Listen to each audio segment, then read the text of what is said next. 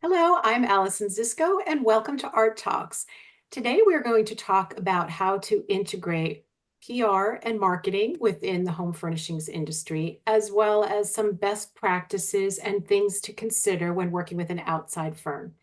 Today, I am with Mary Beth Zeringer and Julia Reinhardt of MB Public Relations. Mary Beth, Julia, thanks for joining us.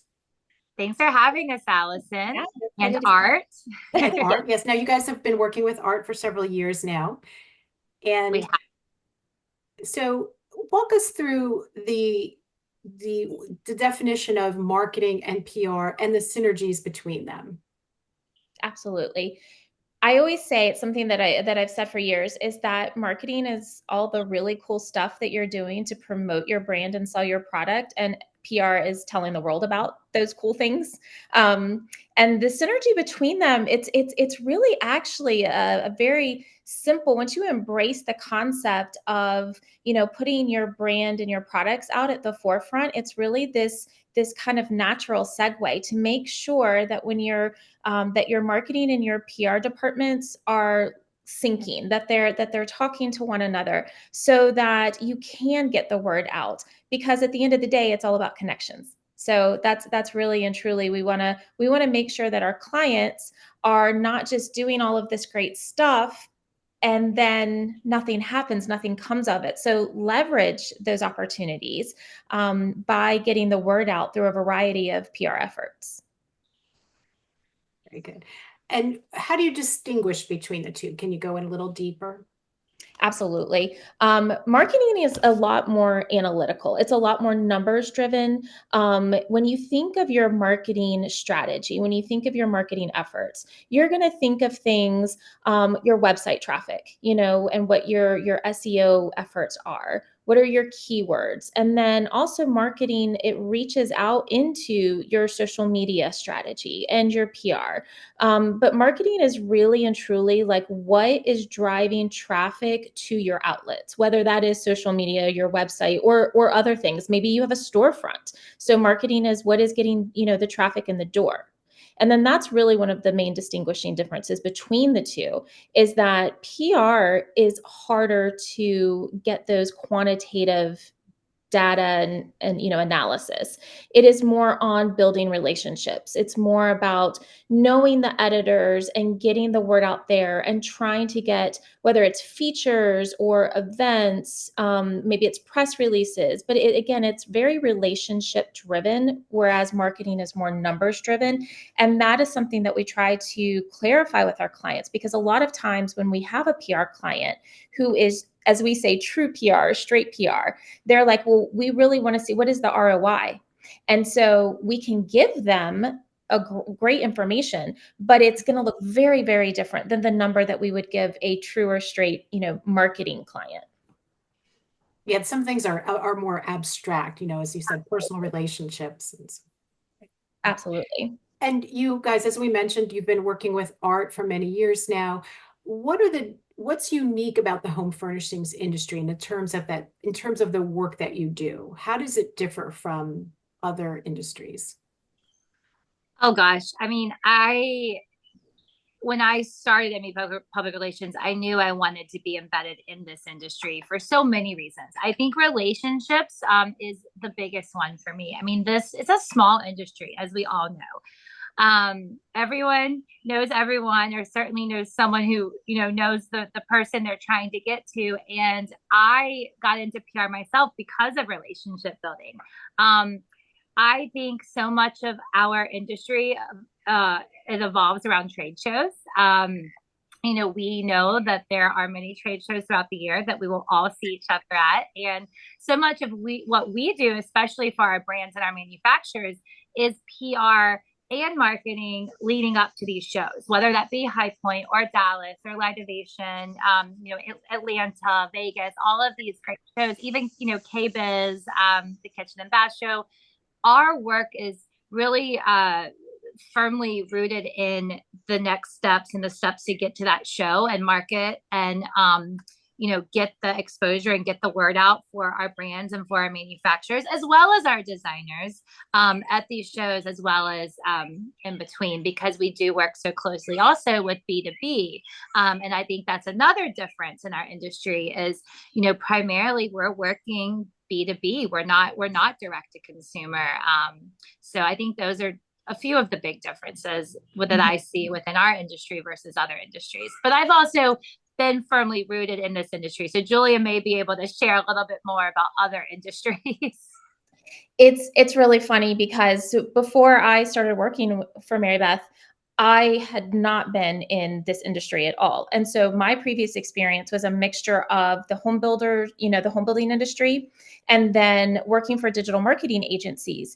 And I did a variety of industries and clients with the digital marketing industries. And I can tell you that in all of those different facets, in all of those different areas that I worked in, PR was seen really as a tool for crisis management. And PR was also seen as kind of a tool for thought leadership, like promoting your leaders. And maybe there would be a shout out or a press release. And literally that was it. So whenever I came on board here, one of the things that I learned was how interconnected this industry was in terms of developing those relationships in a way that I had never seen in those other industries. So completely different. PR, I feel like, has a different connotation. It has a more positive connotation in our industry, because it is about, these designers and these manufacturers, they want to get this great exposure in these amazing publications. That's really and truly because that's how they sell their product. It's And their very work. different. And that's exactly. And it's a wonderful accolade for them to be featured, in a great shelter or trade publication. Right. Yeah. We talked a little bit about the synergies at the beginning. I know that you have an approach to what you would call holistic campaigns. And can you go into a little bit more detail? What is a holistic campaign and what does it entail? One of the cool things when MB and I started working together was because my background is not PR. I literally knew nothing about PR whenever I came on board. My background is marketing and brand management. And one of the things when we started doing strategies together, I was learning her style and I was learning how the PR, how PR worked in this industry. But then I was thinking too, I was like, well, we need to make sure what is the brand message? What are the marketing efforts? So we have since made sure that all of our clients, we are looking at their strategy from a holistic perspective. And what that means is that we are not, PR can't be an island. Just like your marketing, your social media, nothing should be a standalone. So you have to look at all of your efforts at the same time when you're doing a strategy. Now, when we have a client that we have multiple services, like maybe we do marketing, PR, and social media, that really makes their lives and our lives so much easier because we know everything that's going on.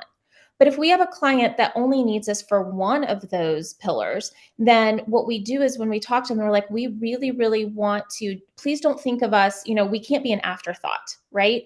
We need to be in the mix, whether that is, us being in once a month a marketing meeting or quarterly, or you sharing with us what's happening. It's really funny when we hear something from a client, they're like, oh, we forgot to tell you we're doing this amazing thing tomorrow. Okay. Oh, That's fun. So what we encourage our clients to help us look at their strategy from where they are as a brand, what their message is, what their mission is, what are their goals, and then how does that trickle down into their different departments? And then we can be so much more effective in what we're doing if we are kept in the loop. And so when we do those strategies, that's exactly, we're not just looking at PR. We're asking them the questions. What is your social media strategy? What are your campaigns looking like? What are your, marketing efforts? Do you have events? What trade shows do you go to? All of these different things. yeah. Very good. Again, you underscored the importance of communication and constant communication because that's the way to get the best results, right? Is you can't promote things market things that you don't know about. So very important. Yeah. We always ask, when we onboard a new client, we ask that there be one person that's our source that we can go to. I think, our I don't want to say our favorite clients, but our clients that we see the quickest and the best results are clients who have some sort of in-house marketing. That can be one person, but they're our person. They're the person that's, they're feeding us information. They're making sure we understand their calendar, the things that they're talking about behind the scenes. And that helps us in our overall plan and strategy.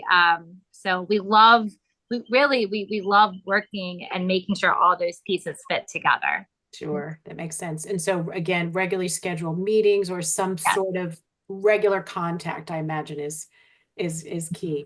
Um, absolutely. Now I know that a lot of, people do a combination of things. Some people hire a firm such as yours to do all of their marketing and PR and social. Others, do bits and pieces. What would you say are the benefits to doing something in-house versus doing something with an outside firm? And what things to consider for people who are debating what kind of program they should use for their company? Sure. I think in-house, the biggest pro and the most obvious one is that they're there. They're there. They're getting to see the ins and outs of the day. Maybe they're on site where the manufacturing is actually taking place, so they understand much more firsthand than we do about new collections, new products. We learn it, but we're delayed in that process, and then we learn it and then we give it to you, Allison, or somebody else. But when you're there and you're on site, you're getting nuggets of information that we just will never receive, unfortunately. So I think that's the biggest pro of having someone in house. The biggest pro of hiring a firm is that or an agency is you get many minds and you get many skill sets and you get, for us as an example, I mean, we are so plugged into this industry. The whole team is. So we're constantly looking and learning and meeting people, and it goes back to the relationship building. We all bring those different relationships and different levels of relationships too. And I think I love in agency life having different levels of skill set and relationships, because I think that's what makes a team. I mean, makes us stronger, brings different ideas to the table. So I think that's the biggest pro of hiring experts, is that they are experts. They're doing this in and out every day, and every day they're getting better because that's what they're doing. So just to touch on the pros of each. Sure, sure. I'm sure many people ask you, well, how do you measure a successful campaign? What kind of metrics do you use? What's the return on investment? And how would you advise people in that regard? That really goes back to the goals of the campaign. It's so that each one is so different, it's so unique. So depending on what the goals are, that's what when we come up with a strategy, obviously we're targeting that strategy to achieve those goals. So if it is a marketing campaign, then obviously we are going to have, again, as I said before, more like analytics and data to back up. So we might be able to look at traffic, whether it's physical traffic or whether it's online or digital traffic. And we look at, impressions and click-through rates and all of those different things, whether we have an email marketing campaign that's wrapped up in that. Social media, fantastic for, when you're looking at ROI, because you can really hone in and dive into like exactly who's clicking and who's liking and who's following and all of these different things. When we're looking at ROI or measuring success for a PR campaign, very different benchmarks that we're trying to, look at, achieve, attain. And really with PR, what we're looking at is exposure. If we are getting a buzz, and that's really what it is, we're trying to create a buzz that people are talking about that. And we do that through a variety of things. So first of all, if we do get press, right? That's probably the biggest thing, is whether the client wants local, regional, or national. And then there's so many other things. If we're just getting editors who are coming back to us and they're like, I don't have something right now, but I really see this, it might go into a completely different direction. I'm trying to think of what other PR benchmarks for success that we would. I think going back to trade shows, a lot of the PR that we do a lot of programming. And for those who don't know what that word means, because it's a word we use often, it's what are we doing in your showroom to drive traffic, right? So is that an event, or is that a speaking engagement, or a book signing, or so we're always trying to think of out of the box ideas to drive that showroom traffic. So that's Mhm. another benchmark. If we produce a piece of programming or an event that we feel like has, the turnout and meets that expectation, that goal of that client, that's a great benchmark as well. So, And brand collaborations, yeah, brand collaborations are, yeah. that's Tell us about that. because when we do all of these things, like the great programming, you want to come up with topics that are engaging and interesting and new and that haven't been done before. And when you get people in the door and they're looking at your product, you're hoping that first of all you're selling. That's the main thing. But then the second part to that is when you get people in the door, all of a sudden, maybe that's an ambassador, a design ambassador, or maybe it is someone, maybe it is press, or maybe it is somebody who works for another brand and they see your product and their product merging beautifully in a variety Or of a campaigns. big retailer that, Yes. places the greatest order, of that market. So, Yeah. So it sounds like the definition of success can vary from day to day and could be we do. unexpected. You can have an unexpected boost or benefit at a Yes. Absolutely. time. Do you have a certain timeline that you advise clients on? Like it's going to take X number of months? Do people get itchy and impatient? How do you handle that? Yes, people do get itchy. I like the word itchy over impatient. We do recommend, I mean, you need, for a PR contract, we recommend 12 months because the first portion is that strategy. And, we're strategizing not only over that contract, but over the next 5 years, sometimes longer, even if they only sign one contract with us, because we want to see that bigger picture. But there are so many touch points in that strategy that we can't possibly make that magic happen for them immediately. So we sit down once we have that strategy in place and we say, okay, these are the things and these are the goals that we're going to try to achieve by this benchmark. Something I talk a lot to the team about, and I'm sure Julia can share more, is you have these goals that on that strategy. They're like checklist goals, like that we can knock those out in this month, and that these are things that are going to lead up to the bigger picture. And then you have it's like when you're applying to schools, right? And you have your safety schools and your reach schools. So we have our safe goals that we know we can reach those, and we have our reach goals that we know it's going to take some time and some legwork, and we share that with the client, and we try to be very open about those things, and we set expectations as often as we can. We're big expectation setters to make sure that they understand the work that we're doing and they understand the process, but they also understand it may not happen overnight. It may not be right away. Yes.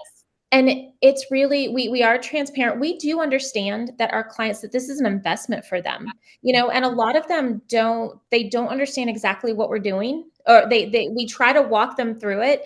But there's sometimes a misconception that it's as simple as you make a phone call, you send out a pitch, and the next day you've got this amazing, feature that is going to happen in the next couple of months. But what we try to explain to them too is that we're building. Like if we could promise that and have it happen tomorrow, that would be amazing. But we're honest from day one, and we say, look, what we're doing is we are taking all those great things that you're doing and we're putting together something. And even if we just get a few thought leadership, like mentionings, or maybe we get a little bit of local press, that is okay. That's good, because it's leading to that end result. It is going to build. Your brand is still getting recognition. It's getting out there. And then over time, all of a sudden people are like, oh, have you heard about? Because they're everywhere, and that's what we want, Mhm. And I think too, explaining, to especially a manufacturer brand that's B2B, if they're a smaller manufacturer, they're just getting their feet wet in PR. I know it's exciting to come to us and say, I want to be on the pages of X, Y, and Z shelter magazine. And so sometimes it's just sitting down with them and explaining those magazines are wonderful and they're beautiful, but you need to be focused on the trade publications because that's who's buying your product. And I think it's just a lot of education in that way too. What are your goals? Your goals are to sell more product. Okay, that is fantastic. This is what we need to do to get there. That magazine is glossy and beautiful, and that you can find that at your local bookstore. But this trade publication, this is going to reach your audience. So it's a lot of education, I find too. Sure. Taking that one step further, are there any other misconceptions that people have that you can sort of so many. Tell us what are some of the common misperceptions or misunderstandings that people have and timeline. Yeah. Timeline. I think timelines are, going back to what we just talked about, having that patience and understanding that, we do have methods to our madness. We are experts at what we do because we really do know how to do it. I think the most common is that people think anyone can do this, right? And I think there's lots of roles and jobs and industries that people feel that way about. I'm sure I've thought to myself once or twice, oh, I could probably do that. But until you're in it and until you really understand what it takes to accomplish some of these things, I think that's the common misconception is you don't realize how much legwork there is. And that's why people like us exist. And that's why, agencies get hired because they don't have time to learn and then to implement it. So I think that's a common misconception. I'm not sure what Julia. No, I think there is from a credibility standpoint, when you have an agency representing you, that you are going to, because they have the relationship with those editors, or at least they should, right? And so that is going to help your pitch get noticed faster or at all. And so we have had a lot of just companies and individuals think, oh, it's so simple, it's so easy. So that is definitely a misconception. One of the things too is that when we do recaps for our clients, so we're sharing with them the conversations, like who we're talking with. And so it's very exciting to see this list of whether it's like 10, 15, whatever publications and opportunities, not just, for press, but speaking engagements, things like that. And so they see that and they're like, oh my gosh, this is all going to come through. This is so exciting. And we're trying to let them know, like, we'll be really happy if we get one or two to go to the next level. But that's why we're working so hard, is we're working this long list because we know that they're not all going to come to fruition. Right. I think, that's definitely the biggest thing is, timeline, expectations. Yes. And what's good for them. Mary Beth hit on a really, really good point that just because it's glossy and pretty, kind of that shiny, bright new object, doesn't mean that it's going to help you reach your goals.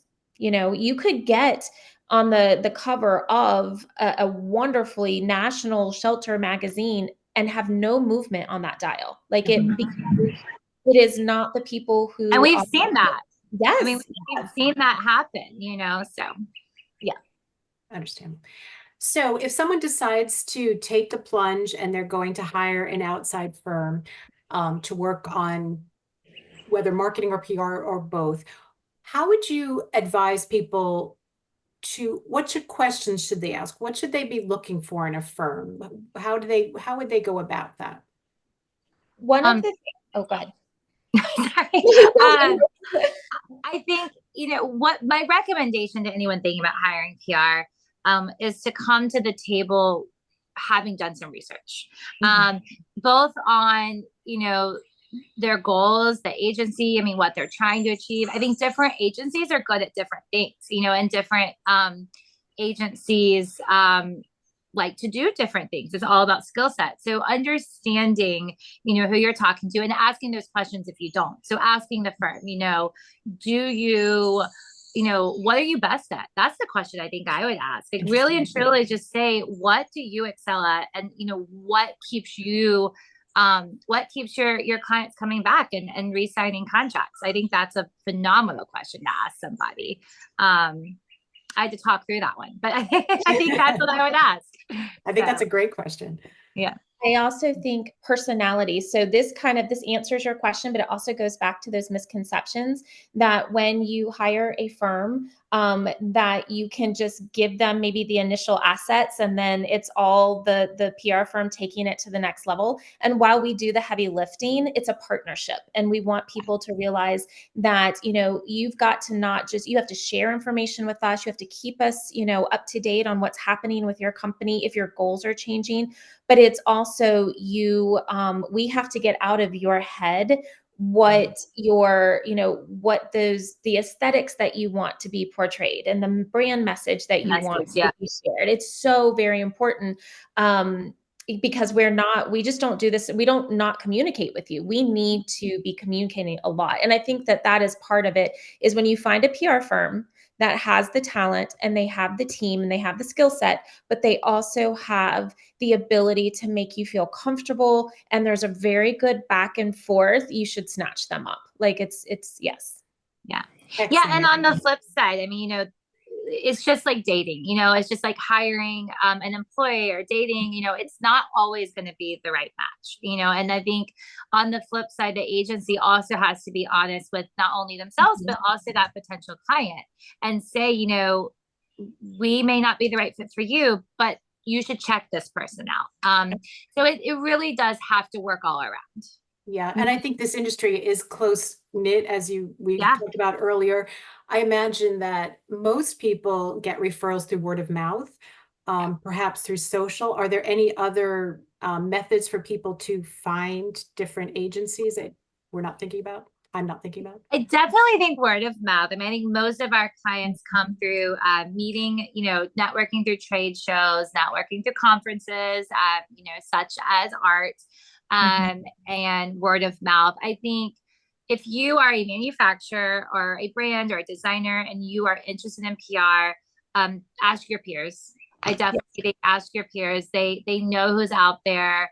Many of them have worked with people in this, in our part of this industry, which is the PR and marketing. And I think everyone's willing to share, who they think excels at this and who they think excels at this. So. And who they think might be a good fit for you. And going back to fit and personality, because, yes, I mean, it's not, there's not a one size fits all here. So. And it is important to understand the industry. Like there are PR firms that, they dabble in so many different ones. So maybe they speak tech or the medical field or research or whatever. There's, so many different things. Not to say that they couldn't do an okay job, but they don't know the players, they don't know the lingo, they don't know where to start. And so it's really important to find a PR and marketing team that is heavily invested, immersed, and well connected so that, yeah.